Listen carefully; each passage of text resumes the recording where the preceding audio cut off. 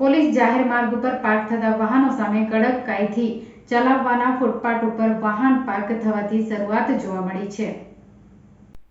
અંકલેશ્વર શહેર વિસ્તારમાં પાલિકા દ્વારા જાહેર પાર્કિંગ સુવિધા ન ઊભી કરતા એક તરફ વાહન ચાલક રસ્તા ઉપર જ વાહન આડેધડ વાહન પાર્ક કરતા ટ્રાફિક અડચણ ઊભી થઈ રહી છે, તો બીજી તરફ શોપિંગ સેન્ટરના સંચાલક દ્વારા નિયમ અનુસાર પાર્કિંગ વ્યવસ્થાના સદંતર અભાવ જોવા મળી રહ્યો છે।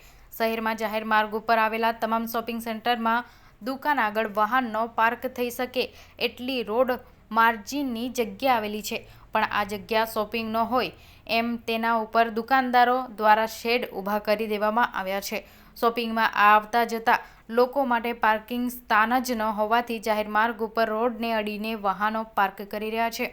આ વચ્ચે ટ્રાફિકને અડચણરૂપ વાહન સામે કડક રૂખ આપવાની દંડનીય કાર્યવાહી કરી રહ્યા છે।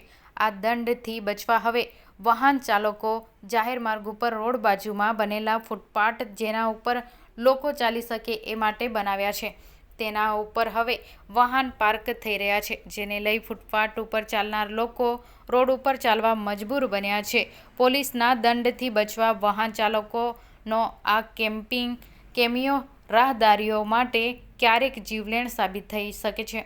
તાજેતરમાં જ પાલિકા દ્વારા 3 દિવસની દબાણ દૂર કરવાની ઝુંબેશ શરૂ કરી માર્ગ ઉપર અને ફૂટપાથના અડચણરૂપ દબાણ દૂર કરી ફૂટપાથ ખુલ્લા કર્યા હતા। જો કે પોલીસ આ દબાણ દૂર કરી સંતોષ માન્યો હતો, પણ ટાઉન પ્લાનિંગના નિયમ અનુસાર શોપિંગ સેન્ટરમાં પાર્કિંગની વ્યવસ્થા કરનાર બિલ્ડર સામે કાર્યવાહી કરવાનું ચૂકી રહ્યા છે। તો શોપિંગ આગળની ખુલ્લી જગ્યામાં અમુક વાહન પાર્ક થઈ શકે છે, ત્યાં લારી ગલ્લા તેમજ દુકાનના છજ્જા બહાર કાઢ્યા છે અને ત્યાં માલસામાન મૂકવાની આવી રહ્યા છે, જે સામે પગલાં ભરવાનું પણ પાલિકા તંત્ર ચૂકી રહ્યું છે।